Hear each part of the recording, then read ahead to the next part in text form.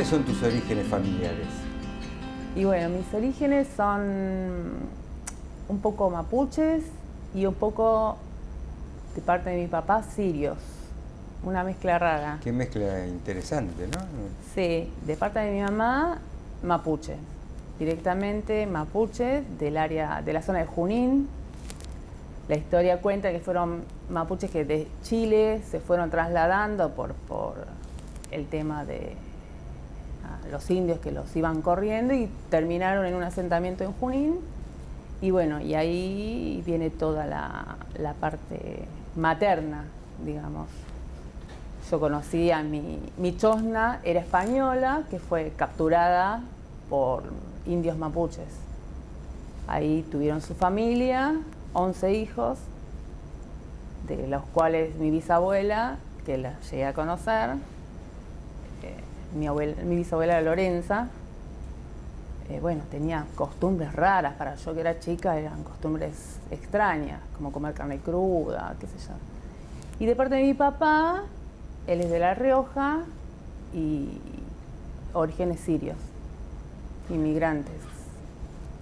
¿Y qué contaba la bisabuela, ¿no? En este caso que vos decís que conociste, con respecto a su mamá, o sea, a tu chosna cautiva? ¿Qué le contaba a sus bisnietos de esa historia? Y eran historias que yo en un principio, o de chica, siempre sospechaba que no eran reales, no lograba comprender. Hasta que después de grande empecé a investigar con mi tía, con mi mamá, y eran reales, era todo real lo que ella decía. Ella comentaba que la chosna española había llegado a Argentina y un cacique la capturó y bueno, formaron una familia con 11 hijos que después de un tiempo y de relaciones entre españoles e indios lograron rescatarla, pero ya ella no se quiso ir, no quiso volver, se quiso quedar porque tenía 11 hijos y ya estaba como habituada a ese hábitat. Además, comentan que ya una vez estando con indios, ya tampoco iba a ser bien recibida y bien vista en la sociedad española. Claro. O sea que se quiso quedar. Y bueno, y también me empecé a interesar yo también. Por ejemplo, el año pasado fui a Villa Pehuen a ver una comunidad mapuche, ver cómo había sido toda la transición de los viajes que habían hecho en el 1800. Y es todo verdad. De hecho, hay unos primos lejanos, como para llamarlo de alguna manera, que ya le dieron la concesión como pueblos originarios en Junín de las Tierras. Y es muy interesante que hace un rato hablábamos y me contabas un poco la historia de tu mamá, ¿no? Sí. El esfuerzo y la dedicación que ha tenido con vos y con tus hermanos. Sí, sí. Mi mamá y mi papá, la verdad que son unos ejemplos de padres, porque mi mamá viene de una familia muy humilde, al igual que mi papá. Mi papá vino de La Rioja con 18 años, sin nada. Mi mamá vino de Junín a Buenos Aires a trabajar en casa de familia. Pero siempre ella tuvo un objetivo claro, que ninguno de sus hijos iba a tener el futuro de ella, que ella se iba a esforzar para que sus hijos estudien. Y bueno, lo logró. Todos por suerte somos profesionales. Bueno, tengo varias carreras hechas, pero bueno, logró el objetivo. Todos estudiamos y es el día de hoy que se lo agradecemos muchísimo porque ella se esforzó con lo poco que ganaba mi papá, metalúrgico, ella ama de casa, pero la verdad que le debemos todo a ella. El esfuerzo que hizo ella fue inconmensurable, igual que mi papá. ¿Y cómo se fue desarrollando la carrera de Silvina, ¿no? Silvina, que me imagino que ha ido a su colegio primario, a su colegio secundario. ¿Y qué pasó? ¿Cómo surgen las elecciones futuras? Y primero por como digo, una madre muy exigente. Terminé muy joven la primaria. A los 16 años, por ejemplo, yo ya fui a Bariloche, porque empecé primer grado a los 5 años. 17 años terminé la secundaria. a uno a los 17 años realmente no sabe bien qué quiere de Claro. su vida. Y empecé a estudiar maestra jardinera. Me encantó la carrera, me gustó, fue como seguir la secundaria, porque la hice con mis mismas compañeras de la secundaria, la pasé bárbaro, el profesorado fue fantástico, me encantó. Pero cuando fui al campo laboral, ya no me gustó mucho. Los chicos no eran lo mío. Entonces empecé a buscar otras cosas, a ver qué podía hacer, y ahí surge la enfermería. Que yo siempre digo que algo tenía que siempre me atrapaba, porque me encantaba de chica que me regalaran juegos de enfermera. Me encantaba. Las jeringas, los frasquitos, me encantaba. Y empecé a estudiar enfermería en el Complejo Médico Churrucavisca, me recibí y bueno, y ahí trabajé 20 años. Después de eso descubrí que una de las cosas que más me fascinaba de lo que era el hospital era el quirófano. Y entonces me recibí en diciembre y el 1 de enero empecé a trabajar a las 7 de la mañana en el Churruca fija efectiva. Y en marzo empecé a estudiar instrumentación quirúrgica. Estudié 3 años y me recibí de instrumentadora quirúrgica y asistente en quirófano. Después seguí formándome en otras cosas, pequeñas cosas, técnica en electrocardiograma, ergometría y Holter, otros tipos de capacitaciones. Y hasta que, bueno, llegó un momento que me dediqué a trabajar. Y hace 5 años, sabiendo que ya me iba a retirar de lo que era salud, dije, voy a hacer algo diferente.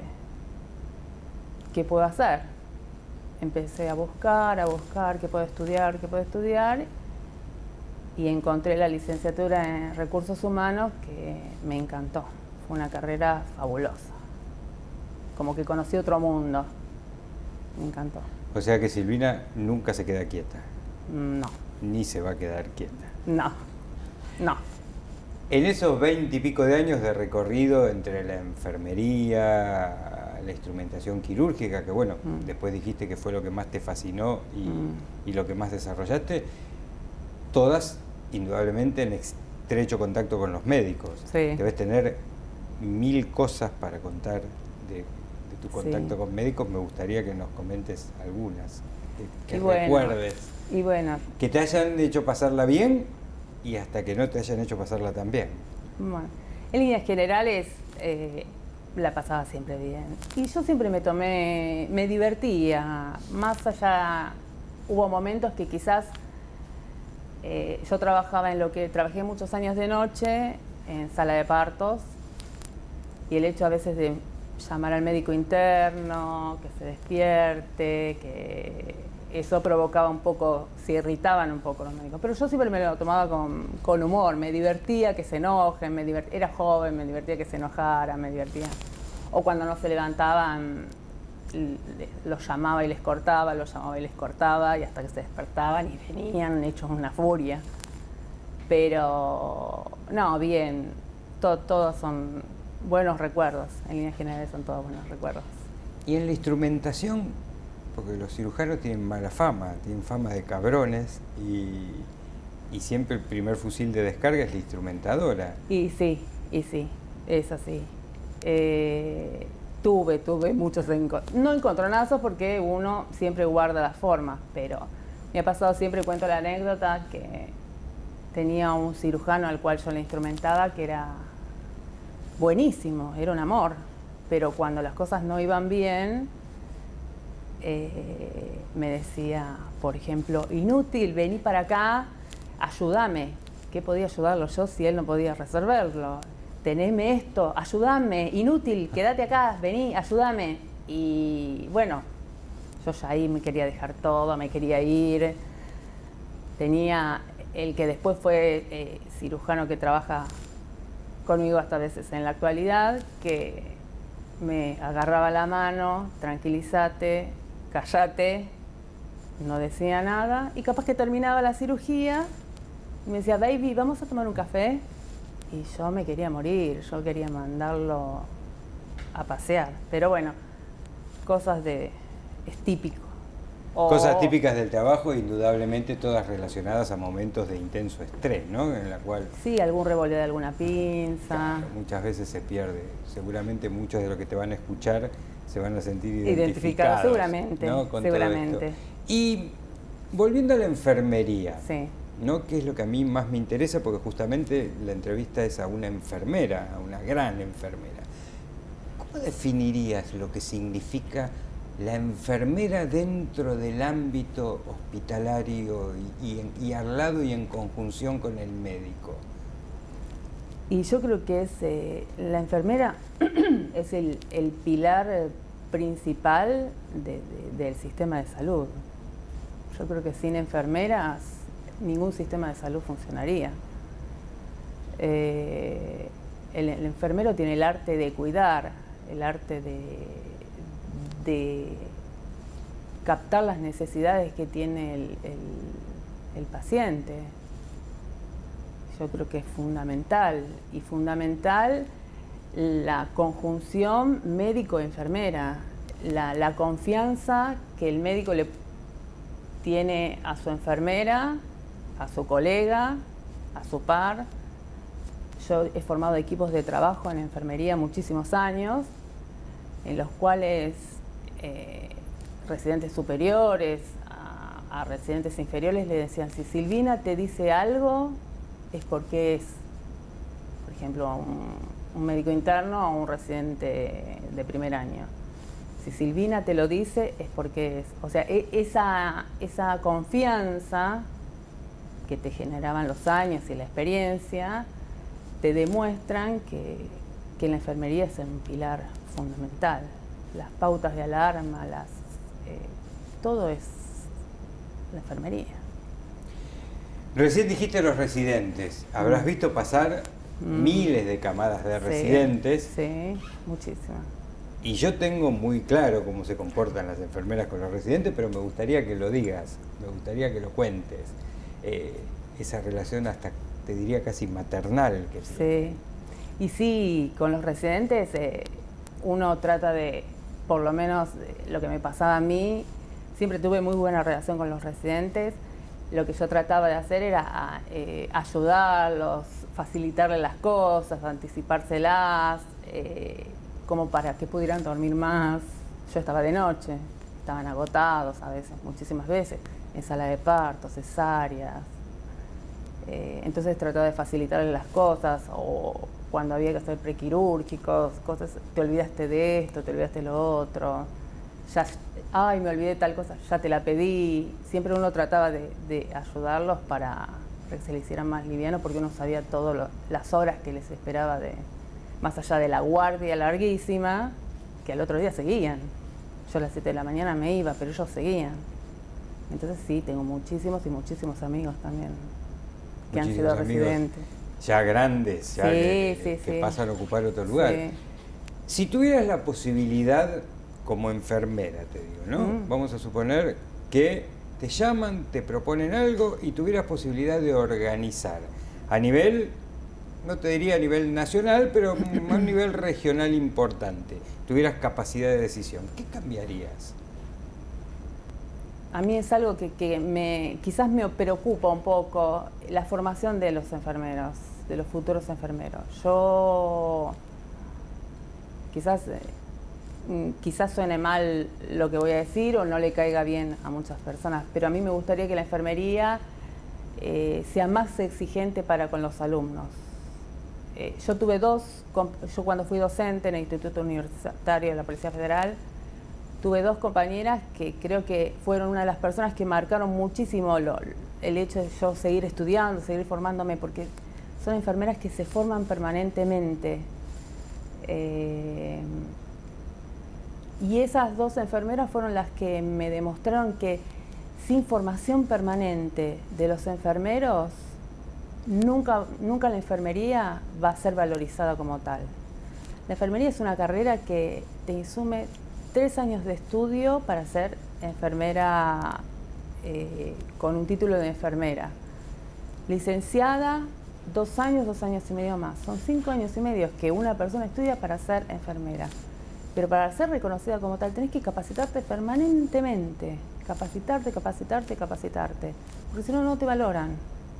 Y estas dos personas, Graciela Barza me dio pero unos ejemplos de vida. Es una mujer de 50 años que se forma permanentemente, tiene una grandeza de sabiduría y ama tanto a la carrera. Y ella fue, por ejemplo, un pilar muy grande para mí, que me demostró que la enfermería, de la única manera para que sea valorada, es formándote y capacitándote permanentemente.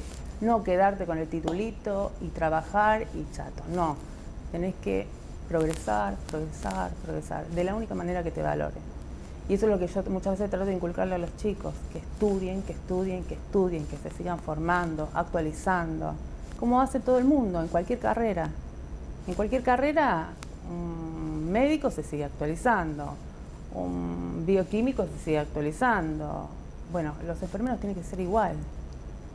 No generalizo que todos sean igual, pero hay un nivel de bastante, obtienen el título y con eso se quedan. O sea, que la capacitación sea permanente. Y que no sientan que hay ningún techo en nada de lo que quieran No existe hacer. el techo. No existe el techo. Háblame algo de tu etapa de instrumentadora quirúrgica. Que sé que lo disfrutaste mucho. Lo disfruté mucho y lo sufrí mucho también. Trabajé muchísimo. Trabajé en todas partes. Hice mucha cirugía bariátrica, muchísima. Mi especialidad es la cirugía laparoscópica. Fue mi especialidad, hice de todo. Pero en líneas generales fue de la cirugía laparoscópica. Instrumenté muchísimos años al doctor Albarracín. Hicimos, por ejemplo, la primera cirugía bariátrica de la Argentina la hicimos con él, que no me voy a olvidar, duró 9 horas. 9 horas. 9 horas. Pero me dio muchísimas satisfacciones. Hice desde cirugía bariátrica, hemodinamia, cirugía general por laparoscopía, hice artroscopía, hice muchísimo. Y en diferentes lugares trabajé. Yo siento una profunda admiración por las enfermeras, pero lo digo de corazón. Siempre me han acompañado mucho, siempre me han cuidado y me han protegido mucho. Siento mucha admiración por las médicas mujeres y siempre me pregunto, porque yo sé que los hombres siempre estamos en otro plano, ¿cómo se complementa con todos esos trabajos y las horas que describís todo, esa Silvina profesional con esa Silvina mamá? ¿Cómo hace uno para manejar su casa, su hijo, sus hijos, su marido, su trabajo, seguir creciendo, seguir estudiando? Bueno, en mi caso particular, yo creo que todo lo que logré fue gracias a mi compañero de vida, que es mi marido. Yo creo que sin él no hubiera logrado todo lo que logré, porque yo recuerdo, nosotros desde muy jovencitos estamos juntos, y yo recuerdo estar noches de guardia en el Hospital Churruca como instrumentadora, porque hacemos guardia 24 horas, más allá de trabajar de enfermera, hacía una guardia de 24 horas por semana de instrumentadora.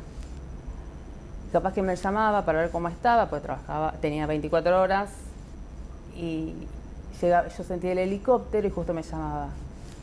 Y yo llorando, le decía, llega el helicóptero, seguro es un herido de bala, no voy a poder dormir, y voy a estar toda la noche. Y lloraba, y él me calmaba del otro lado, bueno, ya va a pasar, ya te vas a recibir, ya, digamos, él siempre me acompañó. Y después que nació Bautista, que es mi hijo, también me siguió acompañando. Cuando a mí se me ocurre estudiar hace 5 o 6 años la licenciatura en Recursos Humanos, él era el que quizás iba a buscar al nene a la escuela porque yo no llegaba, porque tenía un examen o porque me tenía que juntar el sábado con las chicas a estudiar porque no entendía economía o finanzas y tenía que estar tardes y tardes. O mismo las chicas venían a mi casa. Digo chicas porque yo tenía 37 años y mis compañeras tenían 21. Claro.